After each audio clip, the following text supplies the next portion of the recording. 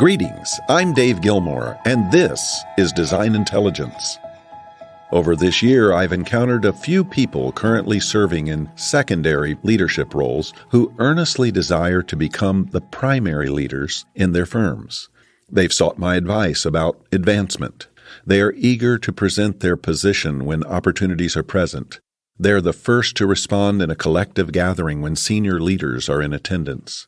These are bright, intelligent, and knowledgeable people who can add tremendous value to their firms.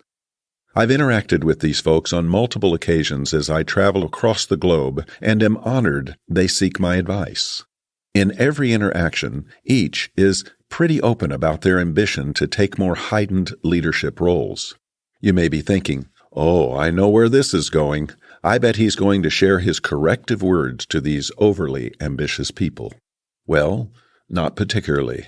Actually, I applaud the ambition, and so have encouraged each to keep learning, remain diligent to apply proven leadership principles whenever applicable, and ask themselves, how is my leadership advancing others and bettering the organization as a whole?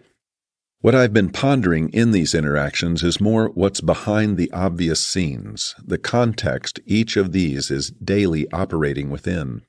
I wonder what the leadership culture is like in each firm. How do senior-most leaders think, speak, express, and behave? What's the decision-making pattern operating among the senior leadership level? How are leaders selected and advanced? What's the reconciling remedy for conflict resolution among leaders? How does the organization judge the effectiveness of leadership? Is trust clearly evident among senior leaders? Is this healthy trust marked by openness and vulnerability, or distrust marked by closed-ranked cronyism and codependence? That is to say, do senior leaders surround themselves with yes people who go along to get along, or with mature truth-tellers who are welcome to present alternatives and positively challenge decisions for the betterment of the organization? Would the employee base say their leadership is responsible? Would they acknowledge senior leadership's wisdom and understanding?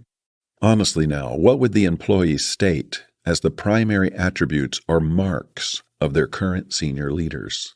Lots of questions, and there's questions like these that help us identify the leadership culture operating across a firm which positively and or negatively set the context for rising leaders.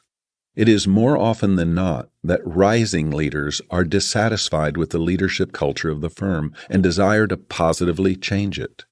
The caution here is that dissatisfaction too often leads to disrespectful criticism that divides and diminishes rather than unifies and strengthens.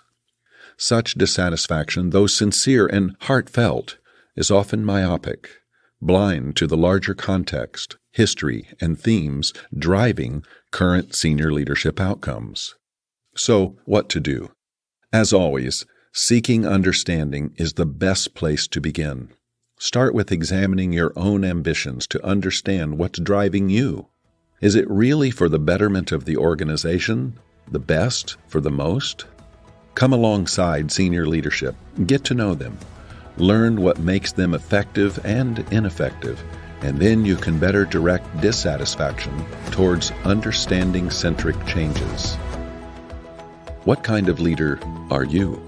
Until next time, I'm Dave Gilmore, and this is Design Intelligence.